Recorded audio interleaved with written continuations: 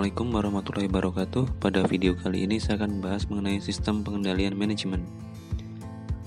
Sistem pengendalian manajemen dapat dikategorikan dan masuk ke dalam bagian dari pengetahuan perilaku terapan.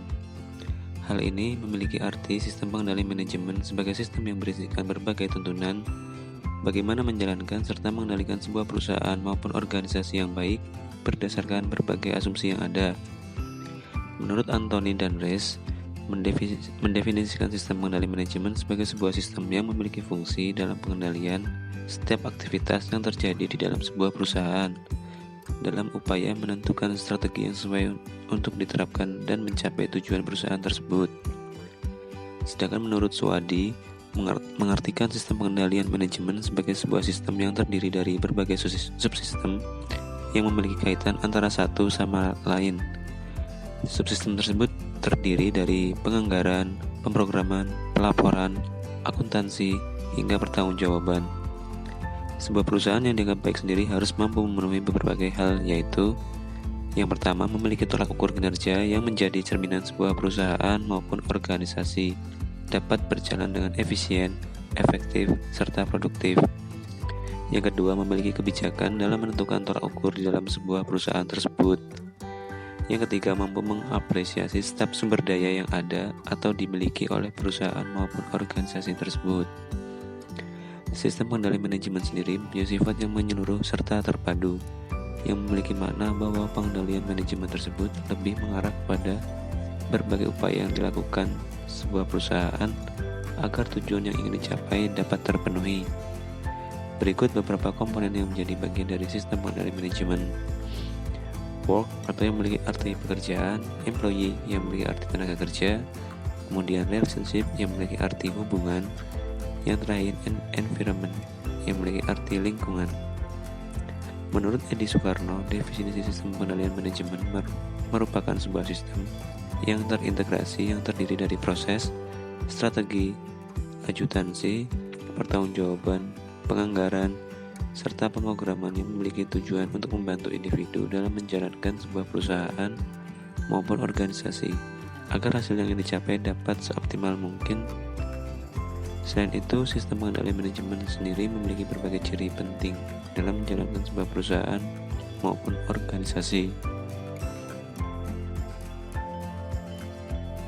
Pembahasan yang berikutnya yaitu mengenai fungsi sistem pengendalian manajemen. Sistem pengendalian manajemen digunakan sebagai salah satu usaha dalam bentuk sistematis yang digunakan sebuah perusahaan dalam mencapai tujuan yang ingin dicapai. Hal ini dilakukan dengan melakukan perbandingan prestasi kerja yang ada dengan rencana serta membuat tindakan yang paling baik dan tepat untuk menghilangkan atau menstabilkan perbedaan yang ada. Selain itu, dengan adanya sistem pengendalian manajemen yang baik, maka pengendalian biaya yang dikeluarkan dari sebuah perusahaan akan lebih efektif. Hal ini dikarenakan dalam pengendalian biaya yang baik membutuhkan komunikasi antara informasi yang disampaikan oleh akuntansi kepada manajemen yang baik. Berikut ini beberapa fungsi dari adanya sistem pengendalian manajemen di dalam sebuah perusahaan maupun organisasi. Yang pertama yaitu melakukan perencanaan yang tepat untuk sebuah perusahaan, kemudian melakukan koordinasi yang tepat antar bagian, melakukan proses komunikasi informasi yang baik, kemudian mengambil sebuah keputusan akan suatu hal, kemudian memotivasi pekerja atau sumber daya manusia yang bekerja di sebuah perusahaan agar memiliki perilaku atau nilai dan norma yang sesuai terhadap tujuan perusahaan, kemudian melakukan kendali akan segala hal yang terjadi di sebuah perusahaan, kemudian menilai kinerja sumber daya yang ada di dalam perusahaan. Berikutnya yaitu meningkatkan sistem akuntabilitas sebuah perusahaan, kemudian merangsang serta membangkitkan rasa patuh terhadap aturan operasional yang berlaku, kemudian melakukan pelindungan terhadap segala aset yang ada di sebuah perusahaan. Yang terakhir yaitu mengelola segala kegiatan yang terjadi pada sebuah perusahaan hingga pelaksanaannya efisien dan efektif. Pembahasan yang ketiga yaitu mengenai manfaat dari sistem pengendalian manajemen. Sistem pengendalian juga memiliki berbagai manfaat bagi sebuah perusahaan. Manfaat pertama dari sistem pengendalian manajemen adalah dapat mengetahui sudah sejauh mana program yang sedang dilakukan oleh perusahaan.